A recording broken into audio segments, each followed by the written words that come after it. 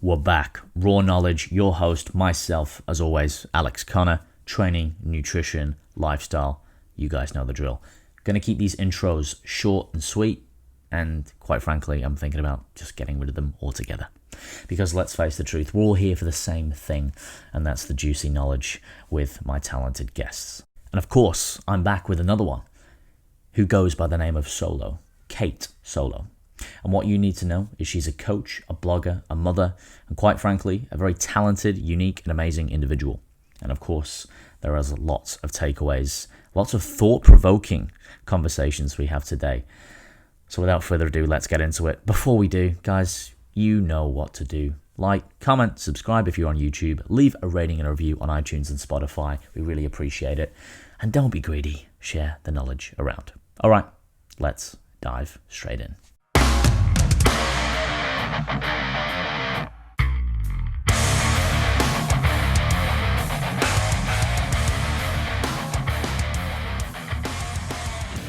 Okay, Kate, welcome to the Fearless Training Raw Knowledge podcast.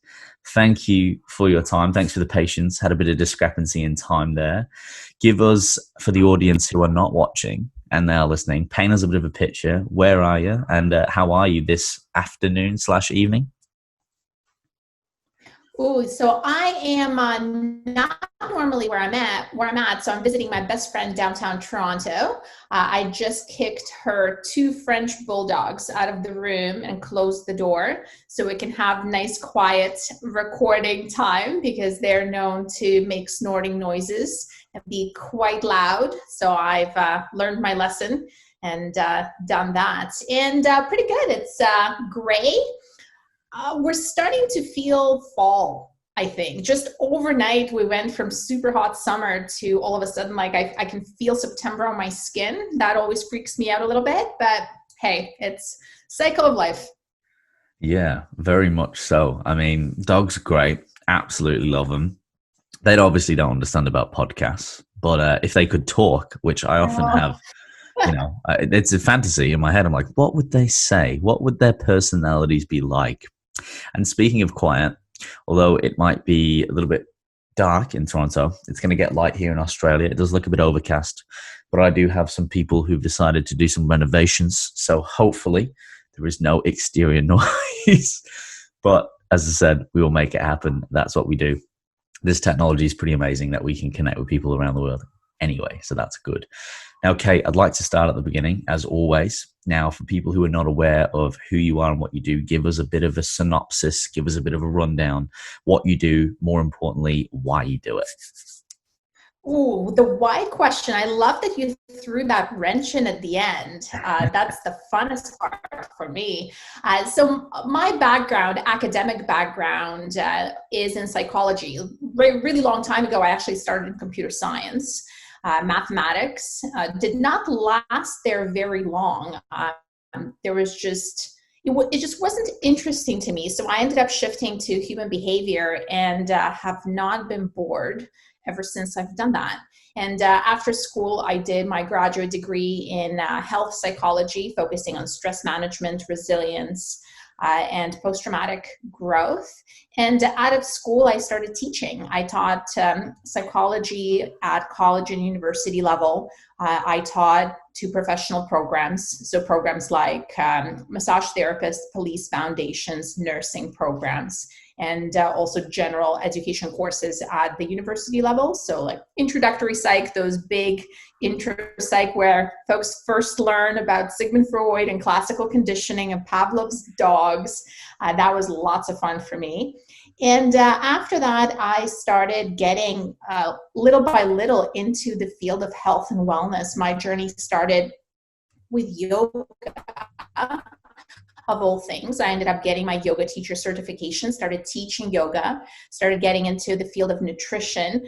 I found precision nutrition, have done their coaching program, their 12 months coaching program, learned a ton, really discovered what my body likes and doesn't like, what my body can do and cannot do, and started coaching for precision nutrition. That was my big career shift, just moving away from academia into more of an applied world, let's just say.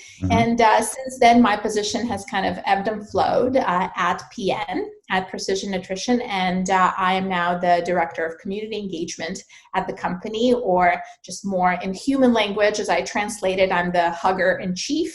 So I meet folks, hug folks, or at least I used to in real life before COVID. Now I'm all about virtual hugs, but really making connections, building relationships, and helping our clients and coaches do the same. Yeah, no, that's fantastic. And thanks for sort of touching base on a lot of key points, and we will unpack them. And just to kind of reverse and address you said the throwing the wrench of the why in, and perhaps obviously with your background, you recognize that. But I think even just from a really simplistic view for people who are listening with, not a psychological background, or, they don't understand neuroscience, that why is super important, because I think obviously if you know why you do something, and if you have purpose, I often notice that's going to be a really, really, really big defining factor in what you pursue, and the ability and the quality of how you're able to help people, which is really great. And yeah, I'm sure you are struggling, because you said that one of your alter egos is Tigger, and you do like to hug people. You're very loving in that respect. So it must be pretty hard at the moment with everything that's going on. But I do believe that we will get back. I think a lot of people are saying that, the handshake is over, the era of the handshake is over, and the hug. And I'm like, I don't really think it is. I think it's obviously just something that we've got to go through at the moment. But I wanted to talk about, and I like to talk about things that are not necessarily off topic, but I do, as you may be aware, like to come at a different angle. But I like to find out more about the person, more about Kate. So I'd actually like to talk to you about your background and where you grew up. And if I'm not mistaken, it is in Russia. And if you do remember that, and what you do remember about it, and how that has affected your growth. Because obviously, like myself, you started off in one country and you've obviously traveled. And I do believe that travel is one of the best educations. So I would like to very much address that, if you've got anything that you want to share on it. Yeah, well, I mean, if travel is the best education, I am very, very educated, because I think travel has been a big part of my life from a fairly young age, and I have caught the travel bug ever since and been bouncing around. So, I mean, global pandemic has been difficult for me on multiple levels. Not only hugs are not allowed, but there isn't really much travel going on as well. So you gotta appreciate 2020 has been a pretty tough year for me. But yeah, I've been born and raised in Russia, specifically Siberia. I say Siberia because folks' general geography knowledge about Russia tends to end with Moscow, which is understandable. That's kind of my geography knowledge of any country as well. Probably we know the capital, we kind of know the largest city, but where I'm from, it's the third largest city in Russia. It's the capital of Siberia, and third after Moscow and St. Petersburg. And I was there until 15, at which point my family immigrated to Canada. So since then, I've been a little bit of a transplant. Like, we've lived in Netherlands for a year at some point, trying to immigrate there, and ended up in Canada. But I think my English has gotten to a point where some folks actually miss the fact that I wasn't born here. Yet I am missing this entire shared experience of growing up in Canada from 0 to 15. So I don't know local, culture from the 1980s and 90s. I don't know kids' songs and like toddlers' books in English, right? So it's kind of funny because I have these gaps when it comes to Canadian culture and being able to relate to folks my age, because it's all from back home. Yeah, no, that makes sense. Have you been back many times? I imagine since over the years, since you moving away from Siberia, and if so, is it what you remember when you were young? Yeah, it's hard to imagine, but it's been over 20 years now that I've been in Canada. So a few years back, well, a number of years back now, we've kind of crossed that boundary where I've lived in Canada longer than I've lived in Russia, and I've been back a number of times, like a handful of times every few years. I end up going back. And I would say for the most part itself necessarily. I have this kind of a strange philosophy, if you will, that we all have a soulmate when it comes to countries. Like each country has a vibe, it has a character. Yes. And while Russia is my mother, and Russia obviously is where I come from and where I was born, we don't necessarily get along all that well. Meanwhile, Canada is probably as close as it gets to my soulmate. I love this country. I think I really just share in its character and personality. As much as Canada has a personality, I think we're definitely good friends and roommates and best buddies. Yeah, I like that. That's a really good example, which I've not heard anyone use before, but that really resonates with me because I talk about like a vibe, or there's another terminology called Juju. I don't know if you're familiar with it, but apparently it's a thing. And where I first saw it was my friend has a tattoo behind his ear and it says good juju. And I said, what does that mean? And he says, well, you know, when you go somewhere and you feel comfortable or it feels good, or you go someplace and it just feels a bit sketchy or weird and you can't really put your finger on it. He said, well, that's juju. And I said, all right. And I said, is that a thing? And he goes, no, it's a thing. And I looked it up like on the internet, as you do.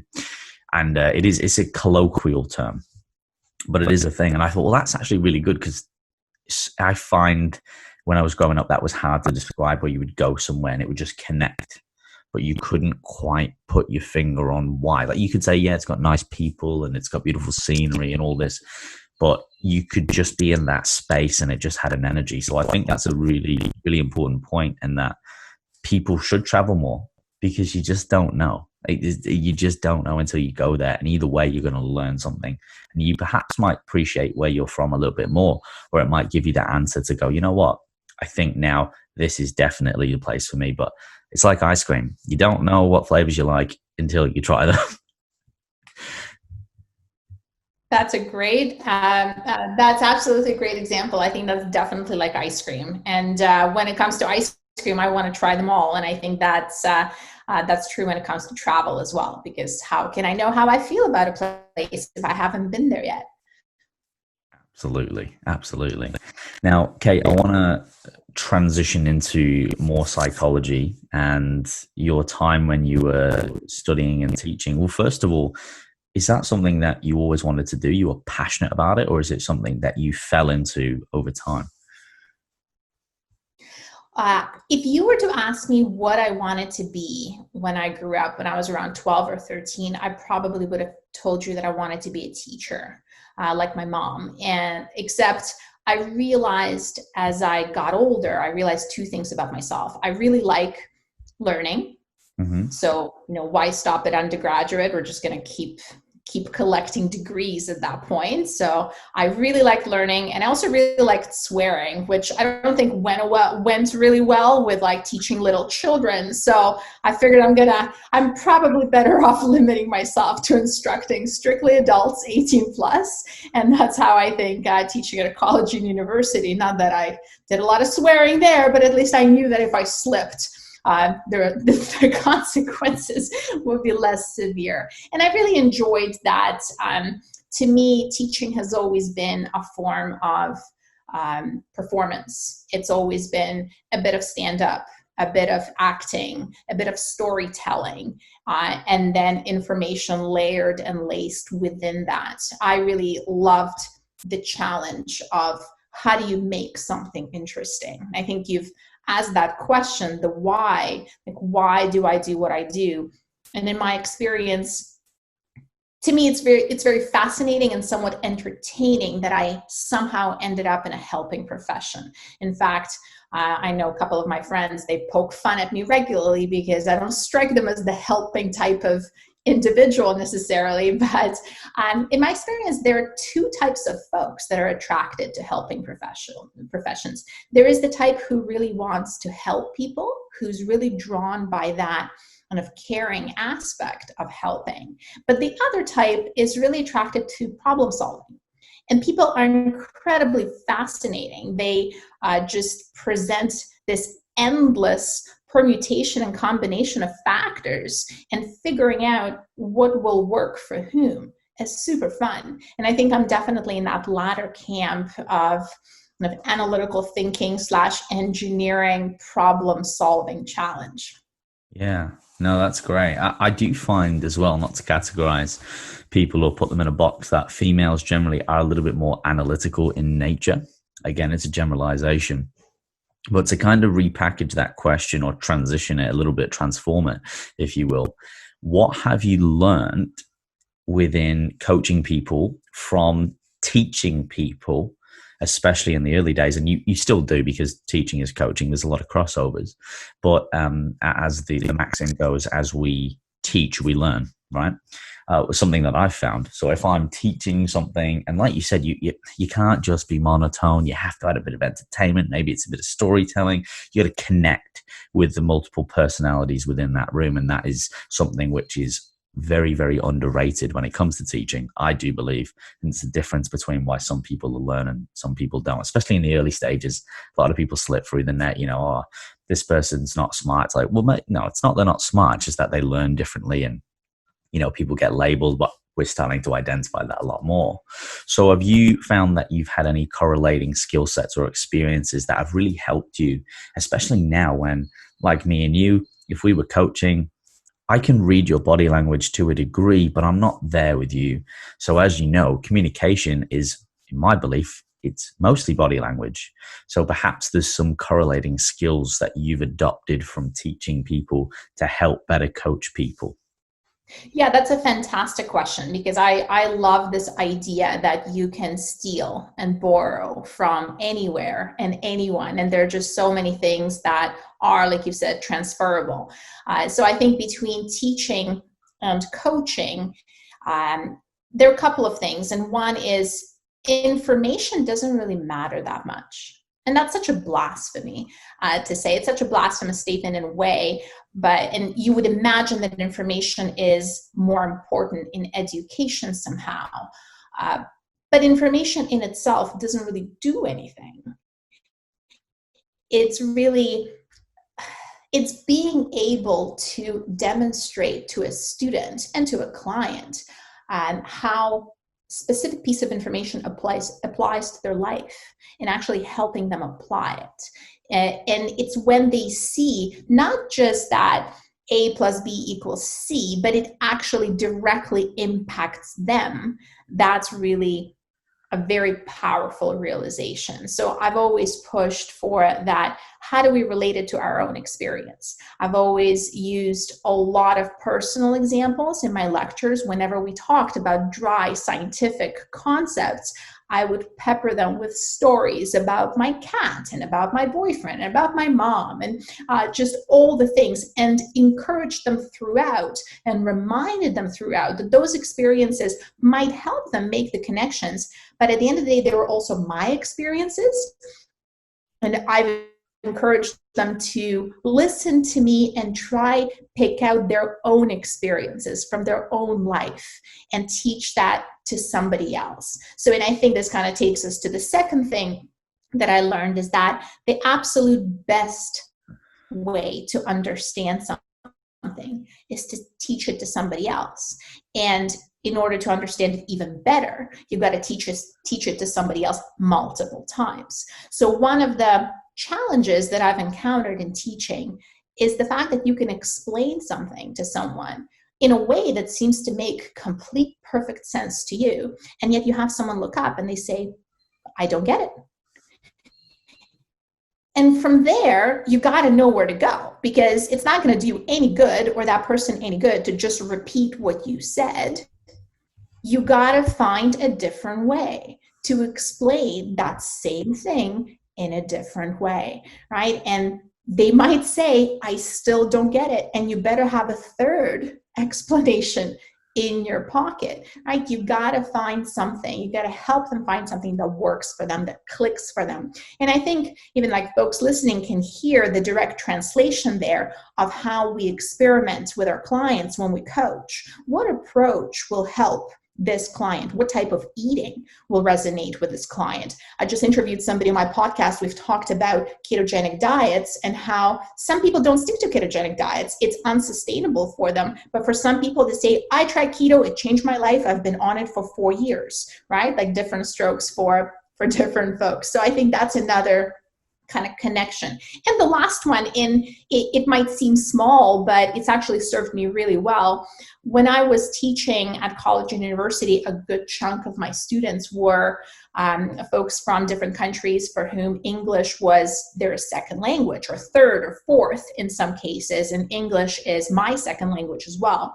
So what I've learned very early on is to enunciate very clearly, because that's the way that folks had the best chance of understanding me. And I, on the other hand, had experience with teachers when I just arrived to Canada where I really struggled to understand what they were saying. And since then, having worked with many clients all around the world who also have English as their second, third, fourth language, and often connecting over the phone or over Zoom, that ability to enunciate has really come in handy. So I've been grateful for my teaching experience for that. Yeah, absolutely. There are an absolute multitude of valuable points that you made there, Kate, and I'm really passionate about a lot of them. From an understanding point of view or a curiosity point of view. And I think you sort of reinforced a couple of why I ask these questions quite commonly, where I will say to people, can you tell me how X experience has correlated to this? And I have a few more of those, and they're really important because, again, the art of communication is vastly, again, it's another underrated key point, I believe. Something like myself, I've had to learn early on, possibly with the travel as well. Speaking very clearly, being very precise. And it's not necessarily about an intelligence point of view. It's more of like the social intelligence and understanding where, different people are going to connect with different stories, different metaphors, different examples, and using those so people can go, well, for example, if you have someone in front of you that likes cars, or I found out they like cars, I might use an analogy of a car when I'm talking about nutrition or I'm talking about training, and I can see them light up. Or I might see them go to sleep. I'm like, okay, I need another analogy here. I need something different. Okay, they're like dogs. Let me use that, or whatever it might be. And this comes back to, and I'll sort of draw to the point of the next question or the next statement, which is that the art of coaching is this. It's the gray area. It's the minutiae. It's the individuality. You can't really put your finger on it, because you can look at all coaches. You look at programs. You can look at systems. You look at processes. But ultimately, it's the person that's coaching you. That's where that real, if there is any magic, that's where it is, because that's where you're going to connect. That's when you're going to be able to get through to that person on the other end of the line. And I want to delve into that a lot more with what you do. So I'll ask this open-ended question initially, and then I'll sort of pick a little bit more specifically, which is, when we look at habit formation and behavior, and this is a rabbit hole, I understand. How do you effectively now, with what we've already said, help people identify and change those behaviors to aid adherence, or actually get sustainable positive results for people? And I know that's a big question, so bite at it wherever you want, and we'll break it down.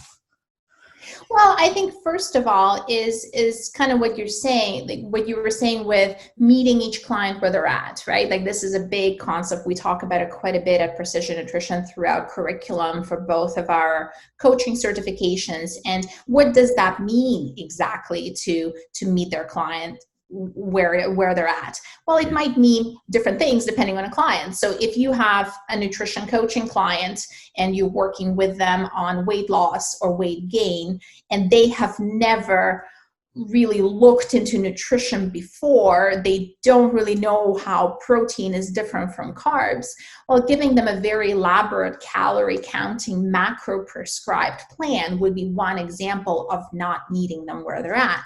If you have somebody who kind of hates numbers or really doesn't like rigid schedules, putting them on like an Ironman training program and training peaks and handing them a Garmin watch, once again, will not be meeting them where they're at.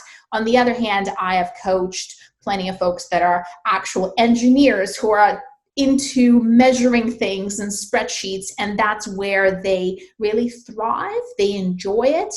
And if I were to start off with talking about mindfulness and eating cues and really tuning into your hunger, they would freak out and run away, right? So one of the biggest deciding factors for determining client success is rapport.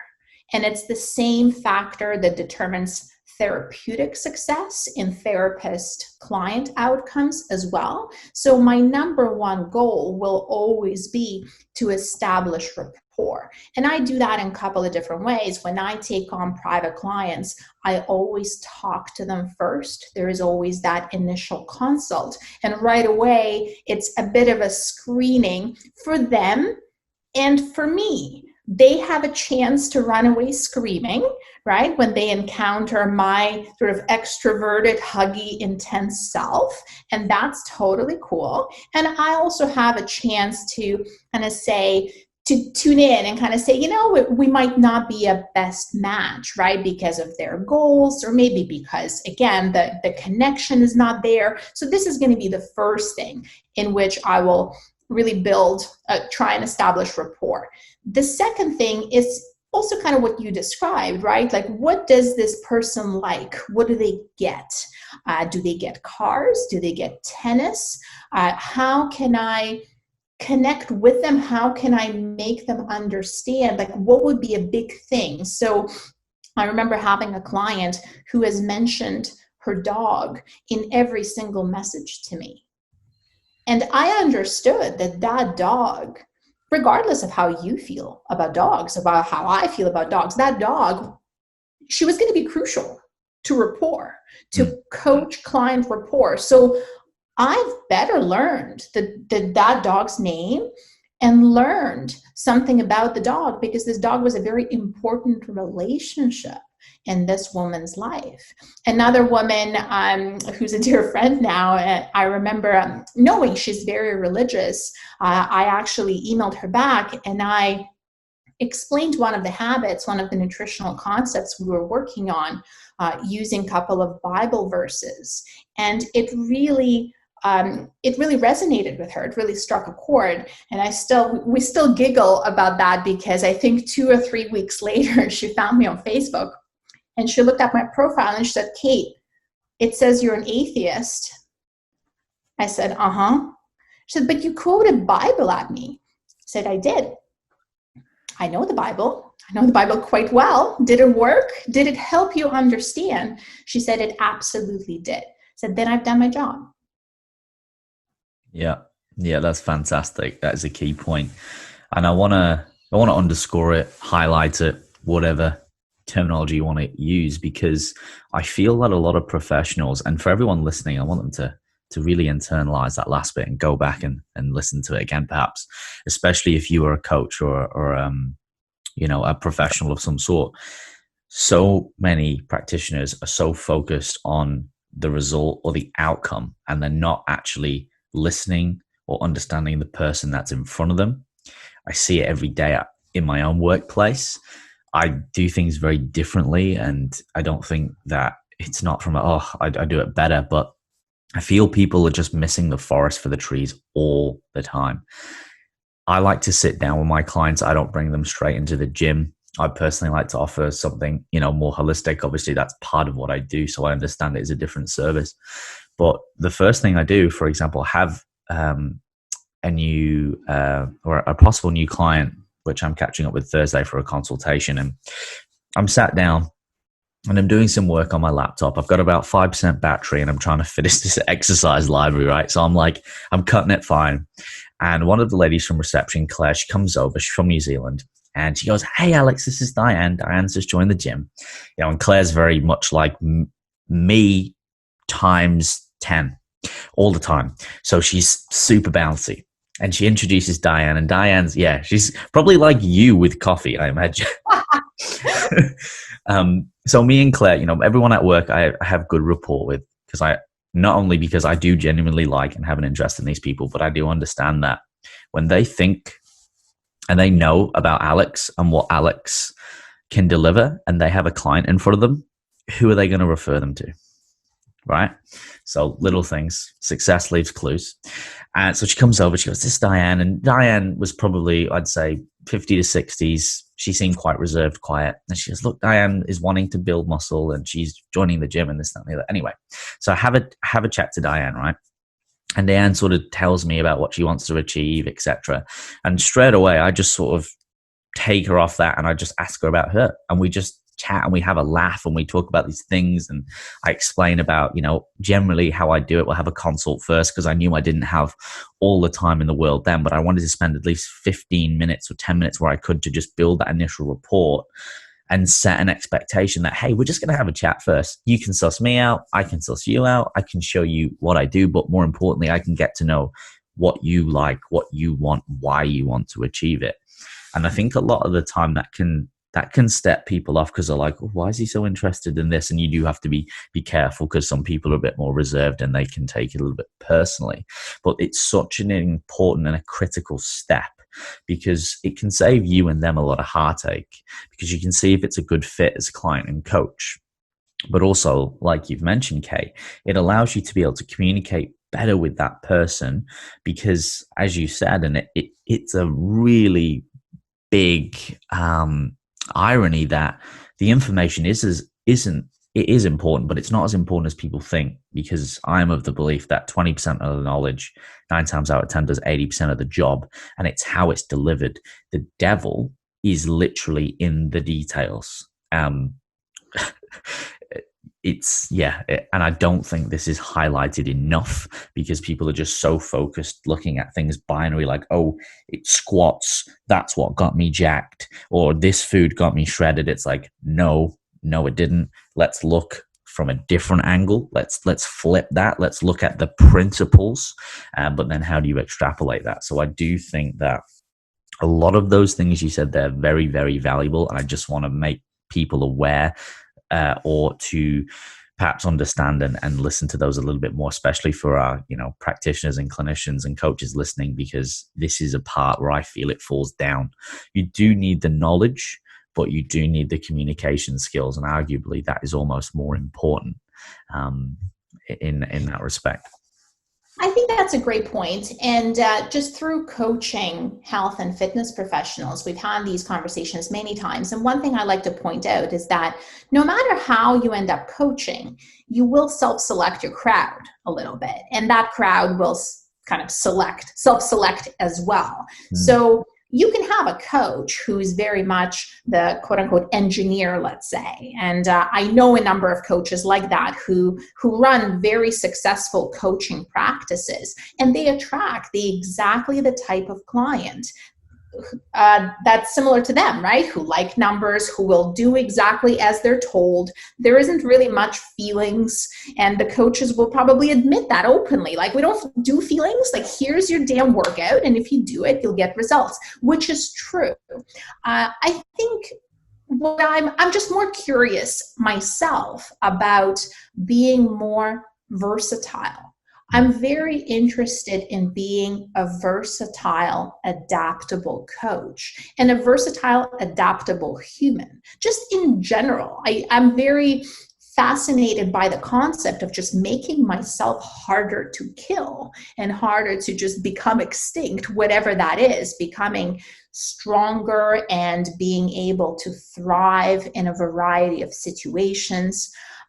Right? So I think it's really, do you want to specialize or do you want to generalize? And I'm passionate about being able to work with a variety of people, being able to speak a variety of languages on a variety of levels. You've alluded a little bit, like when you travel and we speak differently, right? It's not that we adjust our language to the person's intelligence level, but we adjust our language accordingly. And there is super fascinating research on child development that actually shows that kids as young as 2 to 4 years of age adjust their language when they speak to kids younger than them, right? They actually simplify their speech, and we do exactly the same thing, right? So there are 16 tenses in the English language. I know that as an immigrant who had to learn English, right? I don't know a lot of natives who know how many tenses there are in the English language, unless you're kind of a grammar junkie.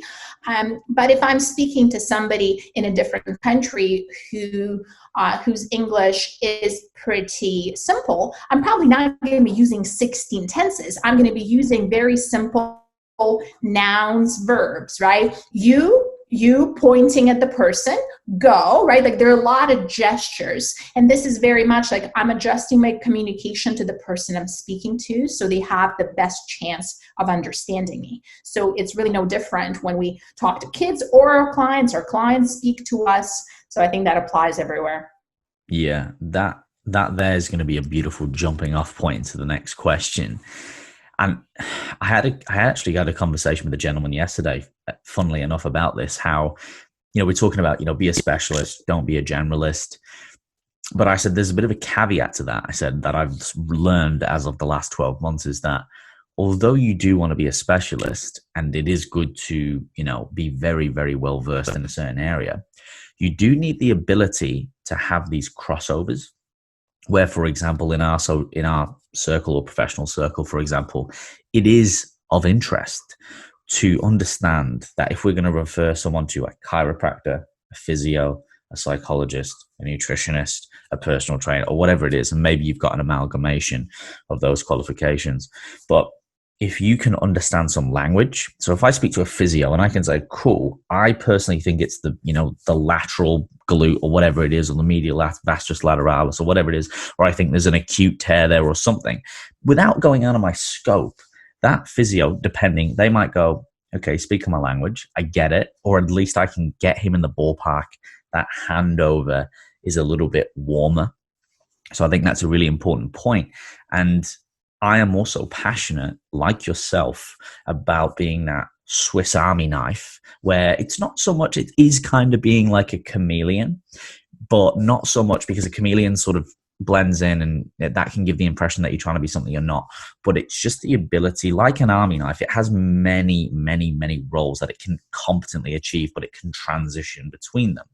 And it's something that, and I said to this gentleman yesterday, and he had a lot more life experience than me, but he was talking about his daughter and his son-in-law, how they are physios and how, they are trying to do things differently and spend time with people to find a niche. And I said, I think everyone starting off in life, if you can just get into a retail job or hospitality, the more people you can get in front of, the better, because you just need to sharpen that sword on all of your social skills.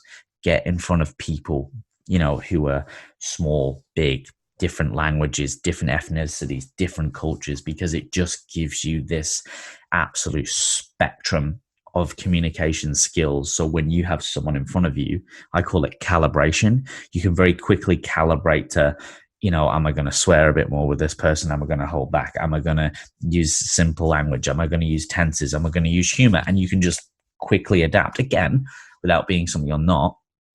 And then to bring it back to what you initially said, where you do want to polarize to a degree, because if you're trying to be something you're not and coaching like something you're not, you're probably not going to enjoy coaching that person. So there is that side of it too, where you do want to polarize because you want to attract, without being too rigid, like, well, this is the way I am and that's it. But you do want to attract people that you enjoy coaching because they're going to resonate with you. And that's what makes Kate. And that's why someone would, I coach with Kate because X, Y, and Z, right? Or they might not be able to explain it. Like, why does someone train with me? If I've got the same qualification and knowledge as many other people. But what's the difference? Well, it's the way Alex delivers it. It's the way Alex makes me feel, or whatever it might be. And I think that, again, like you highlighted, these are little nuances which have massive effect. So to now sort of spearhead it into the question is, let's talk about adversity. And can you give me, and I know you like storytelling, Kate, some examples of the most challenging and difficult clients that you've worked with? And what were the breakthroughs? What was that experience like? What did you learn from it? Did you get success? Did you not quite get success? We can't help everyone as much as we'd like to think we can. But I have often found that the most challenging clients have been my best learnings and made me a better coach. So I'd love to explore that with you, please. Yes. Will you allow me a small, what's the word I'm looking for? A small rabbit hole off to the side, and Of please course. bring me back to this question. But Yeah. I wanted to point something out because I've been kind of rattling around in my brain. And I think this is something that we struggle with often. And by we, I mean humans really, where I find that coaches struggle with this idea of seemingly manipulating people, right? Like the using these principles and tricks, right? Like NLP. to get people to do what they want, right? And I think the one thing I want to do is really acknowledge this as a concern, because when you look at someone who uses principles of behavioral modification to sell you snake oil, and somebody who's using those same principles to help you achieve a weight loss goal, whether we like it or not, they're exactly the same principles. So it is a little bit of that, with great power comes great responsibility. And it's, are you going to use those principles of manipulating people, if you'd like to put it that way, right? But like to persuade, to sway, are we going to use those powers, that knowledge, are we going to use it for the good or for the bad? Because when a client comes to me and they say, Kate, here's what I truly want, and they identify an outcome, then I will use every tool at my disposal, persuasion, manipulation, blackmail if I have to, right, with their permission and blessing, but to get them closer to that finish line, whatever it takes, right? But it's when I take those same principles and I start, again, perhaps leaning away from my ethics, like not being transparent, right? Being like, we talk about sort of manipulating and selling people what they don't need, right? We're using exactly same principles, but it's really whether you use it for the good or for the evil. So when I talk to those folks, this is what we talk about, because I know I'm never conflicted about using the strongest powers of persuasion that I know, because I know that I'm using them for the good of my client. It's really to get them to where I know they want to go. So that was kind of like that adaptable, how do we make people go where we want them to go conversation that stood out. And now on to the challenging client. So I think two clients stand out in mind when you ask me about the challenging clients. And they were challenging for two different reasons. One client was the epitome of too much information. So think of an intimidating client. Coaches are often worried that their clients will ask them a question and they won't know the answer. Like that's a very common fear that I see, especially with folks that are only like starting to learn and study nutrition, because they're just terrified that, somebody's going to ask them to list all the function of mitochondria, like on the spot, right? And I've coached over 1,000 people and it hasn't happened once, right? Just throwing that out there. But it's a fear nevertheless. We feel like we're the expert and we have to know all the things. So with that fear in mind, imagine providing nutrition coaching to somebody who has a PhD in nutrition. Okay. That was intimidating. That was intimidating, because I remember seeing the intake for that client and thinking, oh crap, because here's a client who will absolutely ask me questions that I won't know answers to, because why would I? I don't have a PhD in nutrition. She does, right? And it was interesting because that client was challenging for a couple of reasons. Because one, I was going in intimidating, thinking, oh my goodness, what do I have to offer this client? She already knows everything. And then what I realized to be a bigger challenge is that the client had a similar kind of mindset, because she was going in with a little bit of like, hands crossed, her chest, PhD in nutrition. So we're kind of going into this, right? Really both kind of stuck in this idea that information is king, right? Yes. And she was going in with more information and more education, and she was a little skeptical, and I was a little terrified. And I think that was a challenging setup to begin with. And we actually ended up having a great coaching relationship. And one of the big struggles for her was to let go of the information, of the knowledge rattling around in her brain, wanting to kind of discuss the fine details of, the factors of the energy system, something, right? Insert like a super elaborate topic for no reason here. And on my end, I remember having this, like what we call the crucial conversation, right? Like kind of early on. And I really suggest that coaches do that, as terrifying as it is.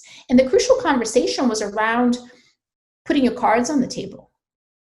It's kind of saying, hey, Carrie, let me just throw this out there, right?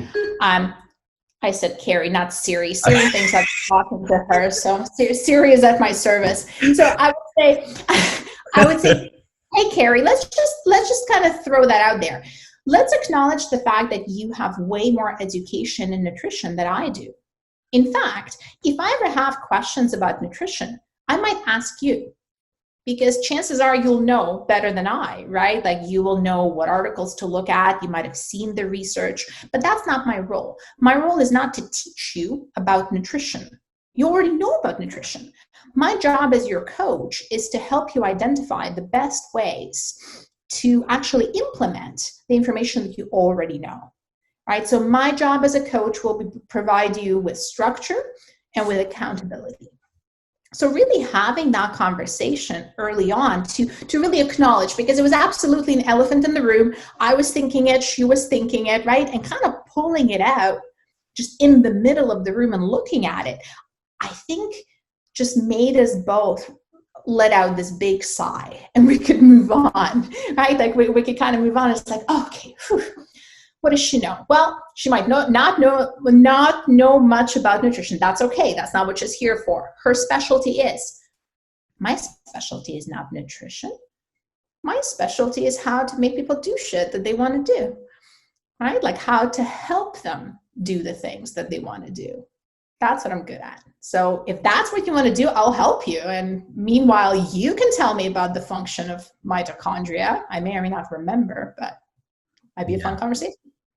Yeah, but that's critical, because there's another little, I'll add on there, where it almost seems the psychology between, I always say it's easy to teach someone that has less experience in that realm than it is to teach someone who has more experience.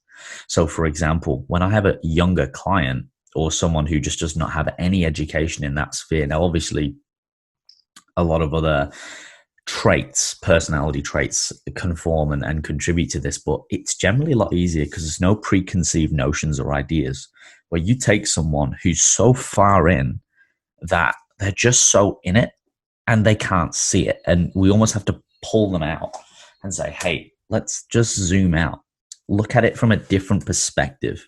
And like most people, they are just so focused on the small details, which are irrelevant.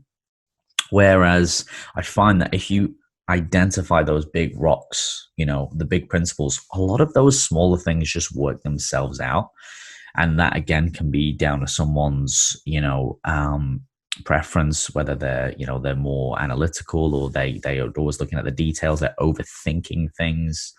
And oftentimes just having those, like you said, this comes with experience and confidence, being able to say, hey, look, this is how it is. This is obviously factual. This is you. This is me. This is where you're at. This is like, but you've come to me for help. If you're not willing to try on some new, behaviors, some habits, or even listen or be open-minded, this is never going to work. I found that in the early days because most people I coach are generally, they're older than me. And so I will even say sometimes if I feel there is perhaps a respect or an ego thing there, I say, hey, look, I'm not going to tell you how to suck eggs. You got a lot more life experience than me, respectfully, because you calling me old? No. But I said, you've seen this, you've been through this. I said, you can't buy that, right? But my experience in this particular area where you want help is superior, right? We know this because I can show you. Got credibility from clients, and you've come to me, so give me that opportunity to actually help you. And that can be quite a fearful conversation to have for inexperienced coaches, and sometimes, like you said, addressing the big elephant in the room is what you need to do.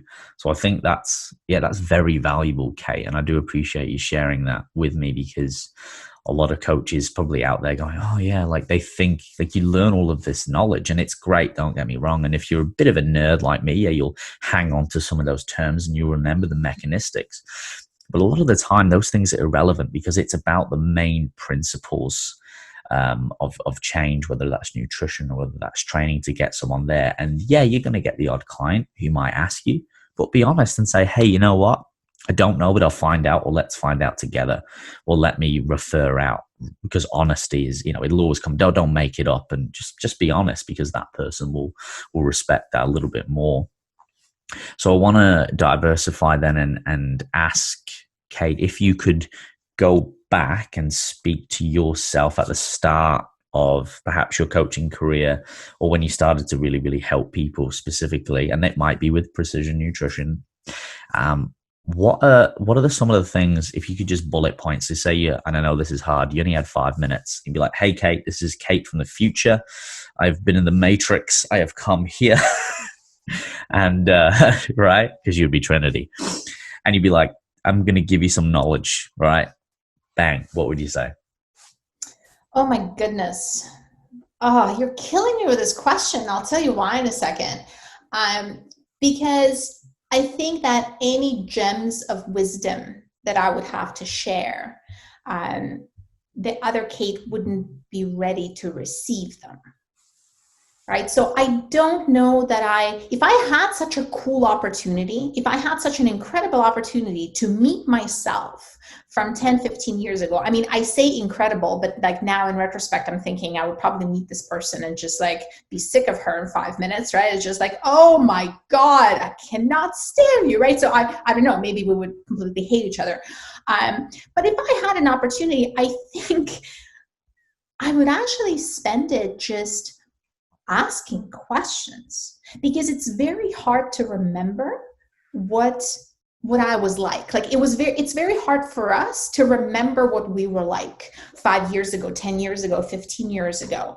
And I think from a very selfish perspective, assuming that I'm coming from the future, going to the past, and then going back to the future to live out the rest of my life, I think from a very selfish perspective, I would almost want to like learn as much as possible about this past Kate's thinking processes, so I could understand where I come from better.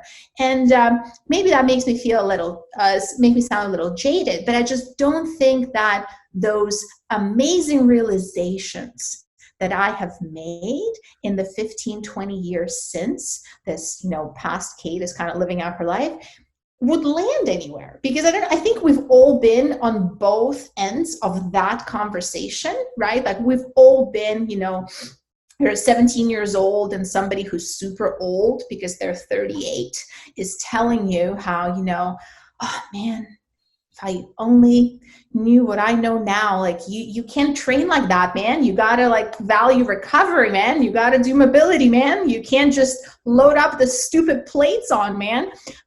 But it doesn't matter, right? Because when you're 17, it's like, what do you know? You're an old guy. You're 38.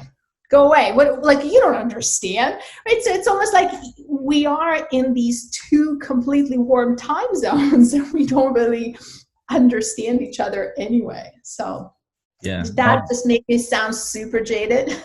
No, I love that because no one I asked that question a lot, and it's a popular scenario. I mean, anyone can metaphorically think about that, and it seems very romantic. It's almost like the whole, living forever. But when you think about it, it has a lot of problems and ideologies.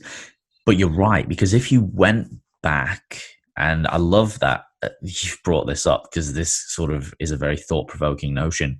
You probably wouldn't be ready to hear it, because there's a reason why you go through life and you go through phases and then you learn things as you go. And we often, we go, hindsight's a great thing. It is. But if you had that information, half of it you would still throw away. And we know this because there are people that have been on this planet longer than us that have, I believe, it's been done, it's been said, for the most part. We have it. They're called older people, but we still don't listen. A lot of the time, they'll tell us something, and you have to be of a certain level or maturity or experience to take that on board. And a lot of the time, if you did listen, you would actually be far better off. Not always, and it's not saying that people with more life experience are always more wise. It's not the case. We can learn things from everyone, in my belief. But oftentimes they have been, or they've made the mistake, but you're not there. And I see that when I speak to, say, younger audiences in the gym, and I see them, they're deadlifting, right? You want to lift heavy, you want to get jacked, you want to get swole, son. I get it. You want to look good, right? But they don't want to listen to me. But when they see me pumped up with my shirt off in the changing room, which sounds terrible, all of a sudden they're stood around me like I'm Jesus and they're the disciples. Right? That's right. Because you got to meet their client where they're at, right? Like, if you know what talks to the crowd, that's what talks to the crowd. And this is why, and I think, and it can be a conflict of interest sometimes. I advertise in a certain way. I do like to look good. That's a big part of why I train. And I'd be lying to myself and other people if I didn't. But I do think that needs to be upheld with ethics, beliefs, values, and also if you are coaching a level of intelligence. And this is what I try and tell to the younger guys. I'm like, look, I get it. I know where you want to be. Trust me, I do. I said, but this is something that if you can get your head around working smarter first, not only will you enhance your physique, but you'll be able to do it in a way that's more sustainable. You're not going to have injuries. I'm like, you keep deadlifting like that, you're not going to be deadlifting a long time. I said, trust me.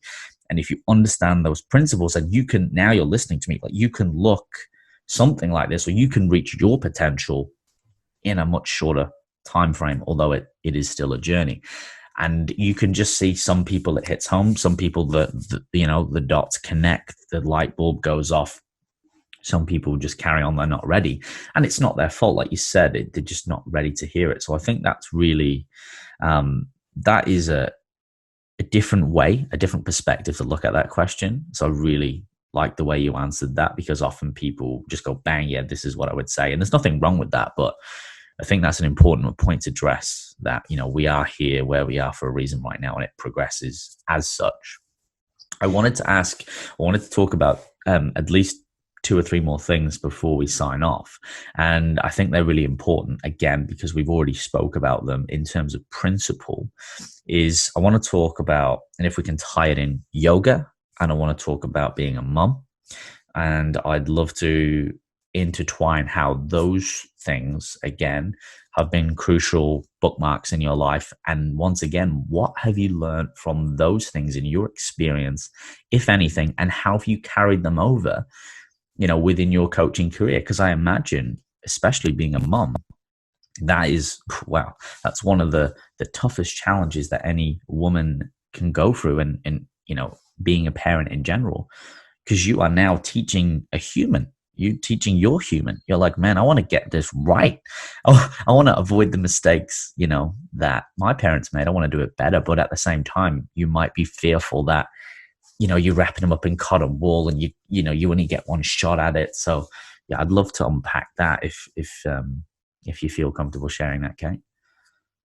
Yeah, so I mean, starting with yoga, I think I'll always be grateful to yoga because it's been my very first introduction into really not just my first movement practice, but it's been my first introduction to doing something incredibly consistently for a long period of time and seeing results. Hmm. Just being completely like boneheaded about something Yeah. every single day, 6 days a week for years, reading, taking courses, attending workshops, working with different teachers, going to India, coming back, teaching different types of yoga, yoga. That was that was my life for 5, 6, 7 years. And what I realized was yoga didn't matter in a way because the lessons that I've learned on the mat were exactly the same lessons that I heard my friends learned while they were doing martial arts, while they were playing piano, while they were raising their children. So there was just something, yoga was just my introduction to discipline, maybe to that kind of consistency, to respecting the process, that if you do the same thing over and over and over again, you will inevitably get better, and you will inevitably make realizations that are bigger than this process that you're doing. Because the amount of times I cried on my mat just about like a pose, which is so silly. Like if you think about it, like a week ago I could do this pose and then today I cannot do this pose. And then you kind of reflect of how much that is about your freaking ego and the fact that nobody cares about the stupid pose, right? And even the pose doesn't matter, right? Like, and I think that was really illuminating for me. And since then, I've been able to tap into that much easier with any other discipline. It almost feels like once you learn one additional foreign language, learning other ones is easier because you've already done it once. Like you went there, right? You grab the structure, you learn a bunch of words, and then it just, once you have the general skeleton, the scaffolding, the system, you can just tap into it. So now I can learn those same lessons through running or through meditation or through cooking or connecting with people or strength training, Olympic lifting, CrossFit, like a number of pursuits that I have tried, experimented with for kind of various amounts of times since yoga. And it just all comes back to those same principles. So that was really invaluable to me, just having an entry point into respecting the process. Yeah. Yeah. I'll tack onto that really quickly with that has been a massive revelation for me specifically. I know people will go through their own revelations like you have yourself, where once you understand those, and again, I'm always talking about fundamentals. Alex, talking about fundamentals. I'm like, yeah, because if you get the fundamentals, you're sorted. Because then you can, it's like I always say, look, let's learn how to bake a cake, all right? There's some principles that we need to know, right? Once you learn how to bake cakes, you can make all different types of cakes. You can put all different types of icing on them. You can make them all different flavors. I'm like, but first we need to make the cake, right? And that's the same thing. And once you learn how to make cakes, you can just have all different flavors and different types. And it's the same where, and you use those examples. And I'll share that with what I've learned from training and nutrition. I'm like, okay, well, these are the main foundations. These are the cornerstone, habits, principles that help. If I apply this now to learning piano, sure enough, oh wow, I can fast forward, my success, etc. I can learn how to do it better. Same with the language, same with business, relationships. I'm like, okay. So I'm like, there is a bit of a learning process here. There are these fundamentals, and like you said, once you understand that larger concept, you can then, without obviously spreading yourself too thin, you can have a more enjoyable and positive experience with different things in life. And you just apply that because those principles are universal, if you will. So I think that was a great point there, Kate. I like that.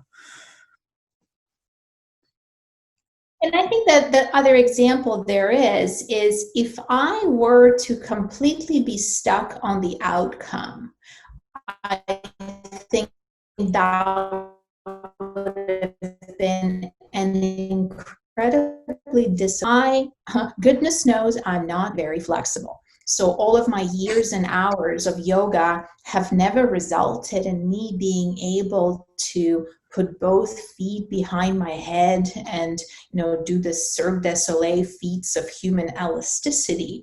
And that was never really the point. And now as we talk, I'm thinking of, so I started my own podcast a couple of months ago. And that was, holy moly, a steep learning curve, as I'm sure you know. But speaking to a friend, I expressed something to her. I said, I'm actually not convinced that podcasting is necessarily my medium, because I'm a writer first and foremost. And I think in many ways I'll always be a writer. Mm-hmm. But I want to give it a shot. I really want to learn podcasting and become better at it. So I'll give it 2 or 3 years and see how it goes. And she started laughing. She said, wow, Kate, that's one hell of a trial period. And it's true, right? But it's sort of, it's kind of like with yoga. I'm not attached to a specific outcome. I'm much more interested in the things I'm going to learn along the way. And I also know 2 things. I know that things take a long time. Everything takes a long time. And number 2, I'm not really in a hurry. I'm not planning to die tomorrow. If all goes well, I'll be around for 2 to 3 years more, or 20 or 30 years if I ever get so lucky. So what the hell else do I have going on? I might as well be learning something in my next 2 to 3 years. And I think that's a good run. I think after 2 to 3 years, I'll have a pretty good solid understanding and grasp of whether podcasting is indeed my medium. Maybe it is, or maybe it isn't. Yeah, that's an interesting outlook as well, where again, it comes back to what we were talking about before. It's more about the journey than it is about the outcome and the goal. And it's just about perspective and reframing a lot of the times, where if we look at it and go, well, yeah, I guess what am I going to do with my time? And I'm not going to be an expert going into something straight away. And I've recently started doing yoga because I started stretching about 2 years ago because I needed to become more mobile, and it's helped my main goal of strength training. And yoga is a really good opportunity to learn more, but also have a dedicated hour of, with the type that I do, stretching. But I go in and people go, oh, why do you do yoga? It's religious talking. And I said, no, you're missing the point here. I'm like, I go and do Pilates, I do yoga, I do silks, and all my clients looking at me like, what are you doing up there? You're usually under the bar. And I'm like, yeah, but I'm not attached to, I love that. But emotionally, I want to put myself in uncomfortable situations and try new things where I do not fit at all, or what you would think of my demographic, because I want to learn. And in every class or in every experience, I've learned something so valuable. I've met amazing people, and it's a beautiful feeling to go in and be a complete beginner again. Oh, it's very humbling, very, very humbling indeed. And like you said, it's about what you can take from that, not going in and going, well, hidden agenda, what's in this for me, but going in with that perspective of, I'm going to give this a go. I'm sure there's going to be some translatable skill sets here. But again, like we've said, it just comes down to, I'm just going to try some ice cream. Maybe this chocolat's good, maybe it's not, but at least I can say I've tried it, right?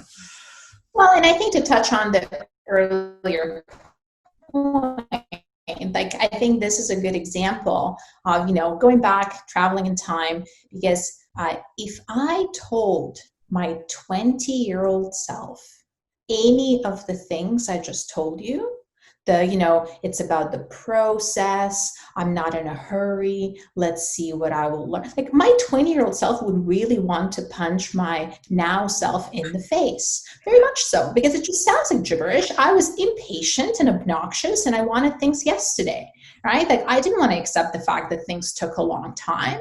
I really didn't want to hear somebody say it because maybe things took a long time for them, but surely things were not going to take a long time for me because I was different, damn it. And if I was just going to work harder, I was going to get them faster. So, if you're 20 and you're listening to this and like kind of my previous couple of points just, made your blood boil, I get you. I feel you. So just archive the episode for, 10, 20 years and listen to it again.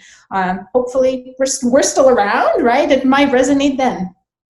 This is very true. I think we have a lot of similar mindsets by the sounds of things. There's a lot of verbiages and articulations that you have made and are making that really sort of make sense to my mind, shall we say. And obviously there's people out there, we fall under these sort of trends. I did this, you probably heard of it, an Enneagram test. I did it earlier this week, right? Some more coaching I'm doing. And this coach, she said, she goes, you're a type, you're like me. She goes, you're like me. Not that it was a good or a bad thing. She goes, but I get it. And she sort of explained it all out. And I said, okay, maybe that's why I've resonated with you, or I've listened to a lot of things you've done. And it's not so much that I get it, but I'm thinking, why would you say that? Because that's something that I would say. And it just seems very like, no, people don't say that, and it's like, but you said that. I thought that you said it.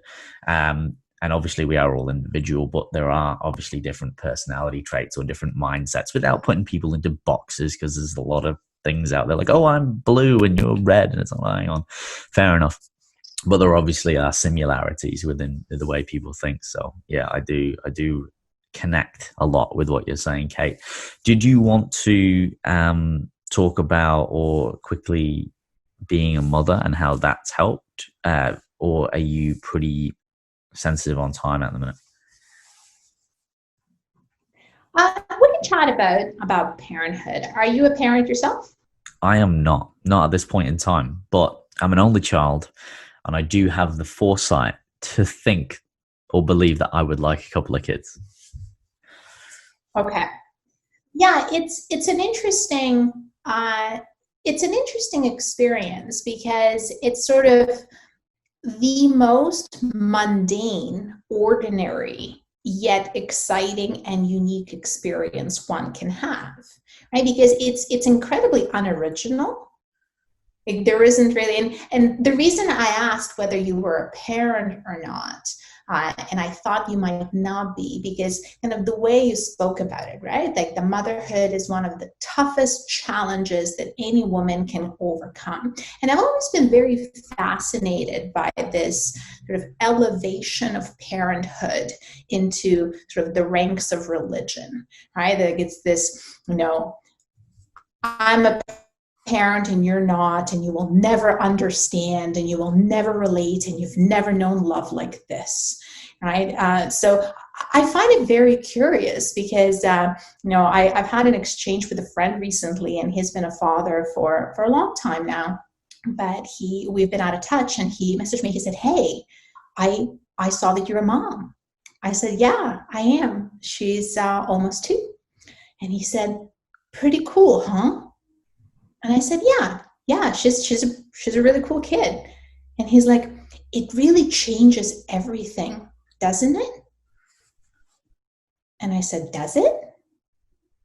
And I think that's where we kind of like went our different ways, right? Because he's like, well, but don't you feel like everything has changed? And I said, I don't feel any different. And he said, you don't?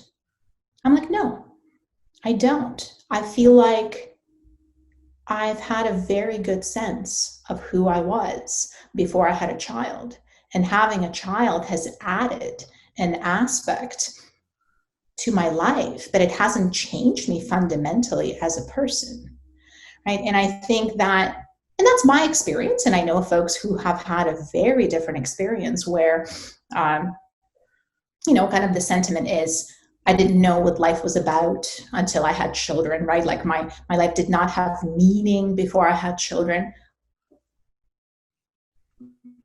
My life had plenty of meaning before I had a child. I think what I've really seen, and that has been my experience as well, is that being a parent amplifies what you already are, right? Like, so whatever you are, if you are, loud and huggy, caring, worried, anxious, laughing, angry, grumpy, stern,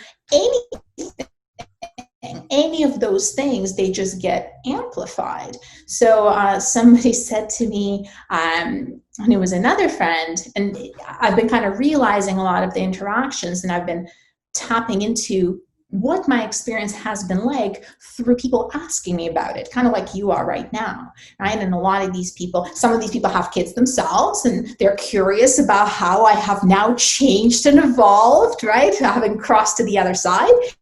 And other friends don't have kids, and they're curious kind of about the same thing, right? Like, do you feel different? What has changed for you?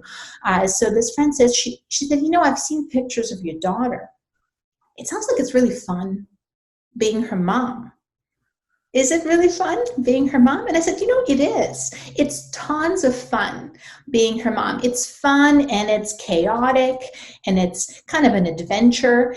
And I said, it just feels to me that that's what I am. Like, I'm fun, and I'm kind of chaotic and adventurous, with a kid or without. So when I'm a mom, that's what I bring to motherhood, to the table, to parenthood, to my child.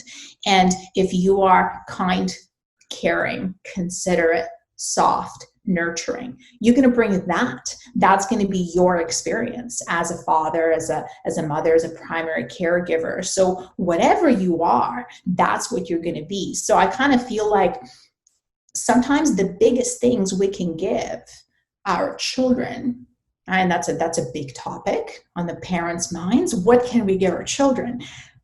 The biggest things we can give our children is sometimes not about our children at all. Because, hey, the amount of therapy I have done in my life, the amount of coaching I have done, the amount of digging, growth, self-reflection, that's really helping me being a good mom right now. That's incredible. And it really had nothing to do with me wanting to be a mom one day or not. So that has been my experience so far. Yeah, and a cocktail of experiences. And again, I admire how you always, with these questions, and it's not out of purpose, but you go against the grain. I love that.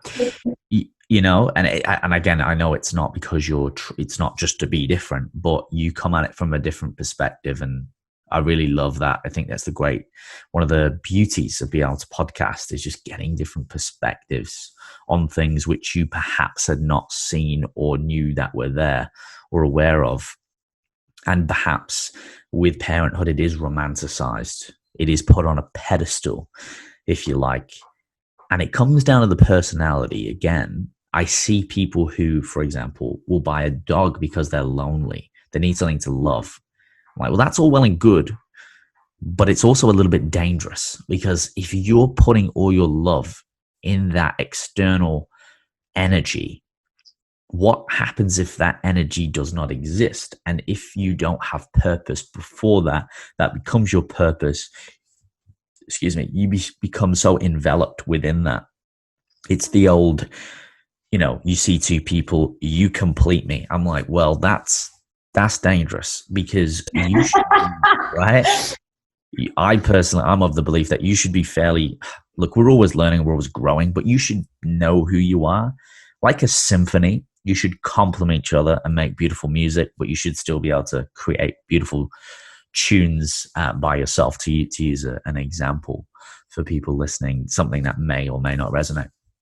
And that perhaps is how you've described that as parenthood, where you already had a lot of value, knew who you were, you had this experience, and the child, your daughter, has just enhanced that and added and amplified, like you said, to those experiences, rather than oh, I have a kid and now I have to completely change. And of course, there are changes, and you have to be obviously a little more selfless to a degree. But, why should it change who you are at the core? Because if anything, like you said, it should enhance it, and you should be able to pass that experience on. And that's where that sort of individuality comes on, and perhaps the underlying theme of this podcast, where it's not necessarily about the actual thing in front of you, but more about the experience of which it gives and the journey that evolves with it. So I think, yeah, I mean, don't get me wrong. If you're starting out as an asshole and parenthood is going to be that trigger experience that's going to turn you into an amazing person, high five.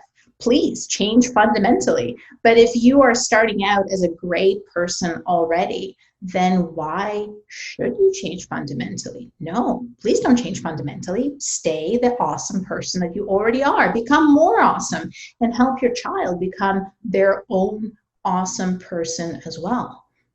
Yeah, 100% agree. And I'm sure there are a lot of people out there, a lot of the listeners who do have kids, or perhaps in a relationship, or trying for kids, etc. So perhaps some food for thought in there.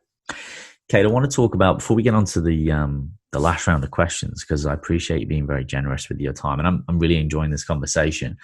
So I want to push my luck a little bit. And I want to talk about your role, because I feel like we'd be doing ourselves a disservice if we didn't. Although we've unpacked a lot of more of your experiences around your education and your journey so far, let's talk about precision nutrition a little bit. And since you've been coming on board with them, and how that has perhaps impacted or added once again another string to your bow, and some of the, I think, for some takeaways, perhaps some systems and processes, or any tools that you've found that have helped with coaching people with precision nutrition, but also perhaps as well, we have to acknowledge, with COVID, anything that you think would help other coaches and practitioners perhaps be able to communicate or give a little bit more value to their clients during this time where we perhaps can't get face to face. Yeah, it's interesting. There are a couple of things there. I mean, with precision nutrition in our coaching curriculum, there is one lesson at the very end of a 12-month journey. And this is where clients get a lesson every day for 12 months. We talk about nutrition and sleep and stress and protein and carbs and all these great things. And then this journey comes to an end. And the lesson is called, Is There Life After Precision Nutrition? And I always chuckle it down a little bit, because we talk about it as kind of offboarding, right? Like, where do you go from here? How do you proceed? How do you hold on to all the habits that you've learned this year? What do next steps look like for you? And I've always kind of joked that I actually still don't know if there is life after precision nutrition, because I never left since finding them. So maybe there is nothing after. But I think in terms of kind of working for PN, the one example that stands out in my mind, I remember for whatever reason I was awake.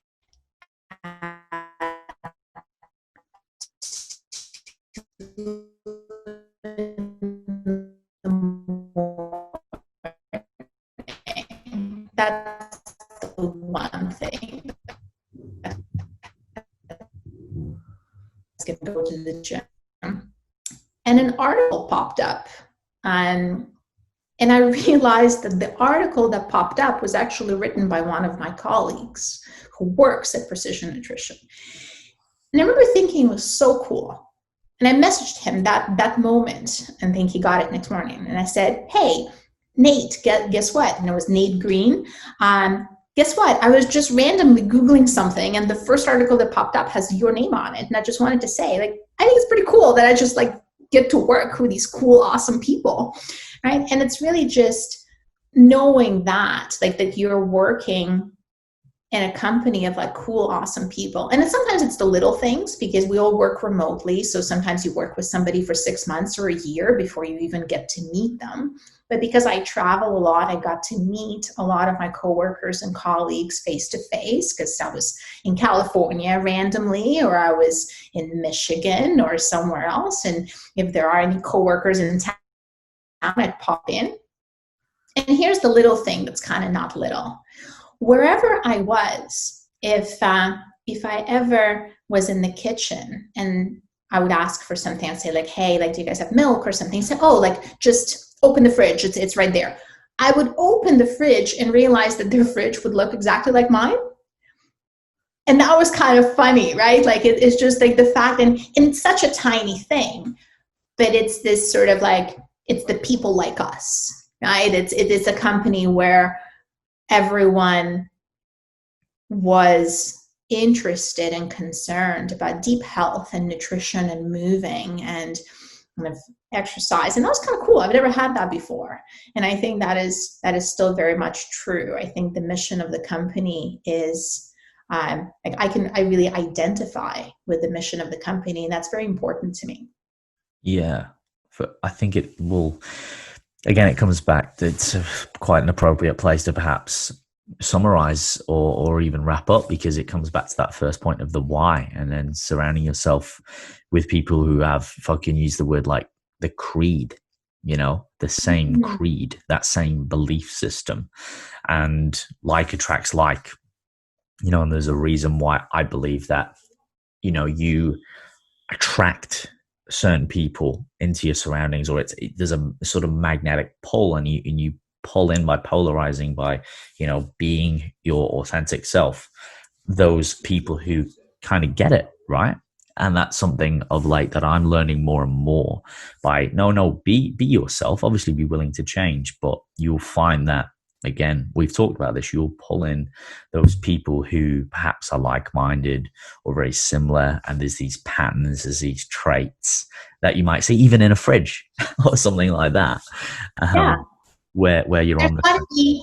I think there's got to be just like a certain common foundation of perhaps approach, right? And I think folks who own a gym will relate to that, like that you hire different coaches, but they all have to share something. They all have to share your main beliefs around the culture of that facility.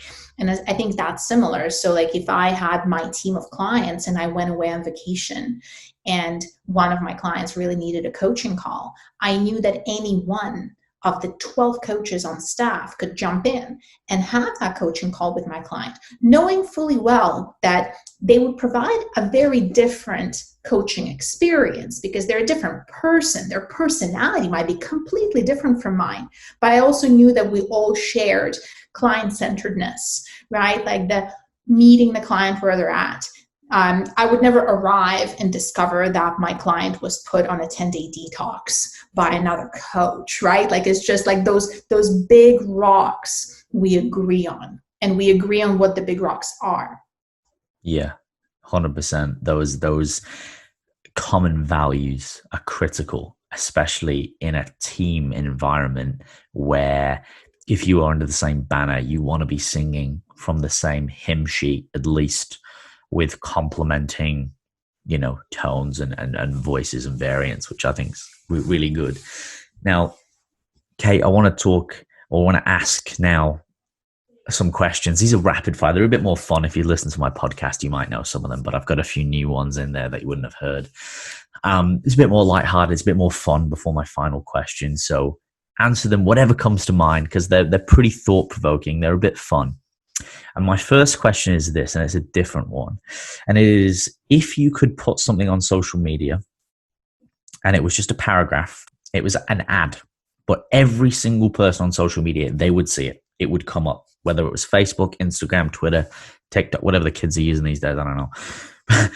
What would your message be? Or what would you write if you knew it was going to get in front of everyone's eyes that was on their device? It would probably say something along the lines of, take a breath, get 3 hugs today, you will feel better. I like it. I like it. Simple but effective. With the tiger emoji. That's right, Tigger. With a Tigger emoji. That's right. Gotta have it. Gotta have it.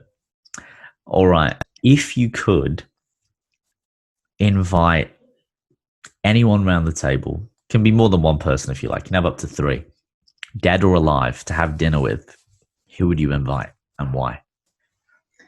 Oh, I have a person in mind, and I don't know that I would want to share him with anyone. So it would, I think it would have to be like a one-on-one. I would love to have a conversation with Christopher Hitchens. I'm a big fan. Christopher Hitchens is a writer and a journalist. He's kind of probably well known, notoriously so, as one of the four horsemen of atheism. But he's been an incredible wordsmith.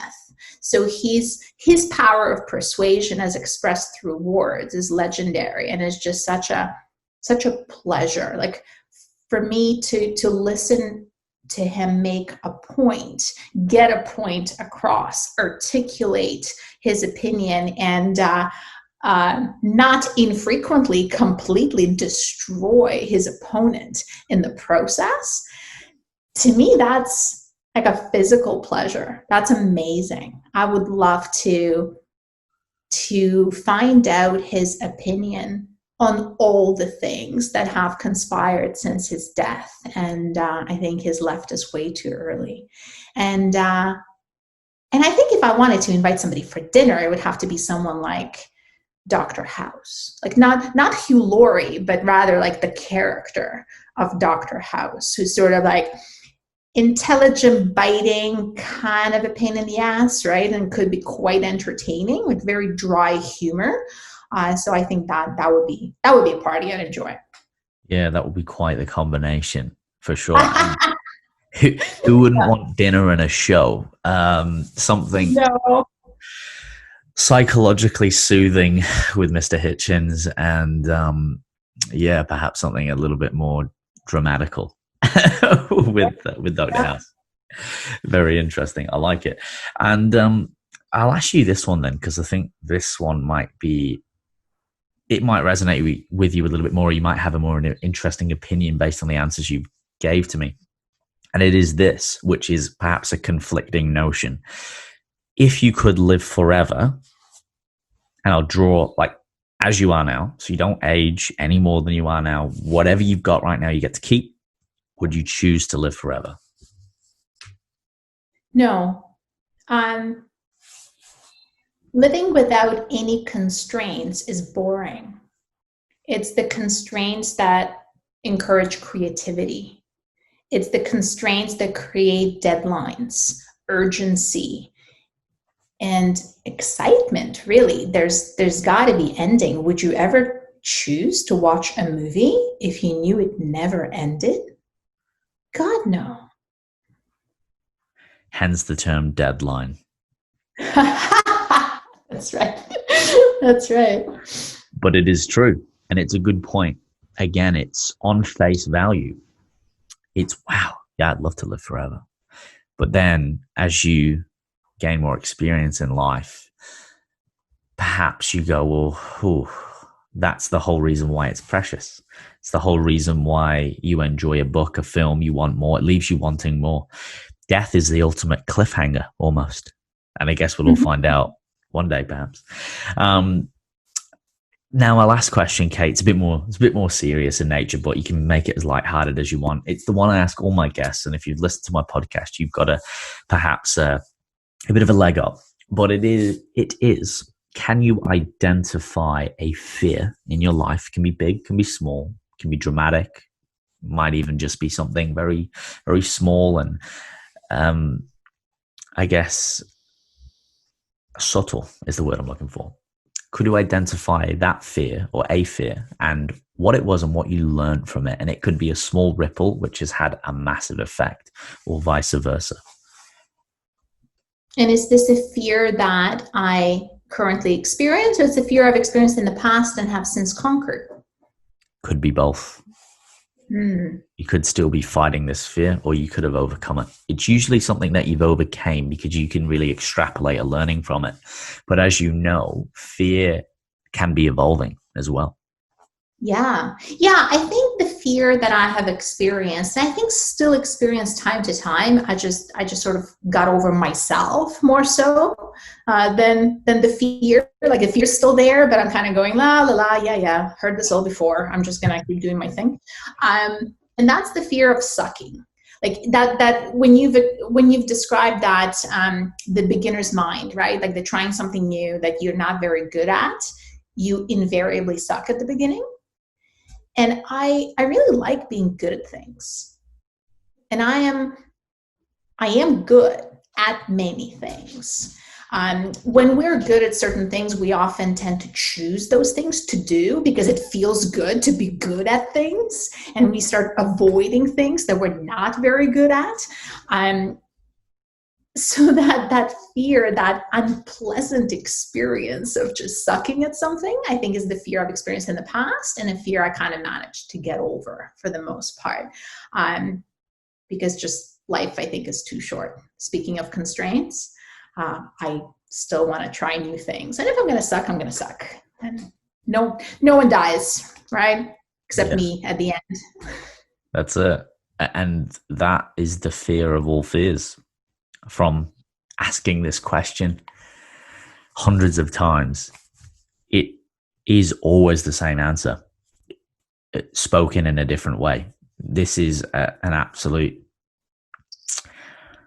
It is in itself a revelation, or conundrum. It's interesting. It's many things, but it strikes me interesting that every single person that I ask is always the answer. It's delivered differently, but fundamentally it's a fear of failure, not being good enough, not doing enough, being an imposter. It seems to be a common trait amongst the professionals or the people that I'm able to speak I to. think a lot of people who, I think many people experience it, maybe all people experience it. Many successful people overcame it one way or another, right? They maybe chose to proceed regardless. You kind of realize that if you fail enough times, like no one really cares at the end, right? So you get sensitized to it and you kind of go, meh. But I think that there are other fears. Like if I were to consider the fears that I experience and I haven't gotten over, and I don't know that I will, I think it's the fear of people close to you dying. And this is kind of the part where it can get all existential and everybody dies and attachment and blah, blah, blah. And it's like, you know what? I'm happy to admit I'm not there yet. I'm not that freaking enlightened. I don't want people I love dying. And some of them will die before me. Right? If all goes well, my parents will die before me. And if all goes well, I will die before my child. So there will be this sort of existential human suffering, no matter what we do, right? And I'm afraid of that. It's going to suck, right? Like the next time somebody close to me dies, it's going to suck a lot. It's going to hurt. So yeah, I'm afraid of that. I'm afraid of that pain. I'm afraid of that suffering. Maybe there will be a day when I transcend and no longer be afraid. But that day is not today. Correct. It's such a thought-provoking topic and a journey. And I know that when I lost my dog in COVID a couple of months ago, it was I've never really lost anything that I loved so much. And I truly knew the feeling of loss then, although I'd lost, say, humans in my life that were part of my family, but I didn't have that same connection or affinity or the emotional intelligence to understand it like I did with King Louis. And it got me really thinking, because I got my science brain over here, more logical, and then I got my emotional brain over here. And I'm thinking to myself, like, I understand, like, he's gone, right? He's gone. But I'm like, but part of me is like not willing to let go, which is, I know the emotional side, but then my science brain comes in and it's like, well, the law of thermodynamics would suggest that energy can be created but it cannot be destroyed, only transferred, right? I'm like, like, where does it go? Like, you have this energy inside someone, it just goes, and you're like, how can it be around for such an amount of time and just go, right? Like, when I eat food, it doesn't just go, it breaks down, it gets digested, it goes through a process, right? Process. And then it goes through another process, which we'll not get into if people are eating their breakfast. But, it really does make you think. Although I'm not a religious man, I'm more of a, I guess if you had to categorize me, atheist. I'm open-minded. I listen to a lot. I believe perhaps there's something else out there, call it an alien or whatever you might. But it is very interesting. And I guess only time will tell. And perhaps all of us, like you mentioned at the end, will figure out, we might just go to sleep. It might be lights out. That's it. Or maybe we do transcend into another dimension, another realm, into something else. I don't know, but that is the question of all questions. Either, but honestly, until then, I'm planning my funeral, and it's going to be an awesome party. I got to tell you. And if you're around still, when I'm dead, you're invited. It's going to be a good time. I'll make sure of it. I appreciate it. I will come dressed as Neo. There you go. I feel like you and I have taken quite a journey today, my friend. And I think we're ending on a very existential note. This is the part where I turn the camera off. We'd sort of buy each other a beer and keep talking into the wee hours of the night. Am I right? Exactly. That's exactly right. I've got the Baileys ready to go, actually. In the morning, right? Right, exactly. Depends what your poison is. But no, it's definitely been a journey. And I want to thank you again for your time. I very much appreciate it. Thank you for being so generous with the discrepancy of times. And thank you for sharing. I think there's a lot of value in there. Selfishly, I have learned from it, and it's highlighted a few things in my mind, but I know also for the listeners, especially for those who are perhaps reading in between the lines, or perhaps will go and listen to it a few times. I think there is a tremendous amount of applicable and raw value, which is generally what we want to bring to the table on this podcast. But for people who do want more, Kate, and they want to find more about you, you mentioned a podcast too. You've got that. That's a new one. Where are the best links? Where are the best resources, places to connect with you? Yeah, so I'll mention a couple of places. I mean, we've talked about precision nutrition quite a bit. So of course, I'll direct folks to precisionnutrition.com for kind of our infamous blog and all the information there on most nutrition topics you can think of. Personally, I can be found at my website. It's my last name.com. So it's SOLOVIEVA, or just take a look at the podcast name, Google that. My name should pop up. And the podcast that I've started is called Operation Super Coach. So this is a podcast where coaches find their superpowers. We talk to coaches and non-coaches, and I'm really leaning into the idea of being able to borrow and steal from anywhere. So I have interviewed a number of coaches, and so far I have interviewed a hairstylist, a farmer, a professional chef. I'm hoping to interview a professional orchestra conductor soon, and we're kind of just tapping into the little things that coaches can steal from those folks in the non-coaching industries. Having a good time. I love it. That sounds absolutely brilliant. Something that, once again, I'm on the same page there. Hence why I asked those questions. What have you learned from? I love pulling things from the far left or the far right and seeing what's applicable, again, to become that Swiss Army knife. So I'll definitely be tuning into that one. You indirectly answered another question, which I usually ask, which is if you could choose a superpower, what would it be and why? And I think for you, it would be almost be to identify, steal knowledge from other people, or be able to absorb and apply it. Don't want to put words in your mouth, but I think that'd be a pretty cool superpower. But for everyone listening as well, I will make sure, as always, I'll put the links in the show notes. If you're watching on YouTube, it'll be in the description as well. So, Kate, thank you again for your time. I really, really appreciate it. And for all of those listening, as always, make sure if you like the podcast, give it a like, subscribe on YouTube. And if it is safe to do so, leave a rating and a review. I know I always say this, but it really helps the channel grow, increases the exposure when people search for it, and more importantly, helps get knowledge out to other people to better help them on their endeavors. So as always, until next time, stay fearless.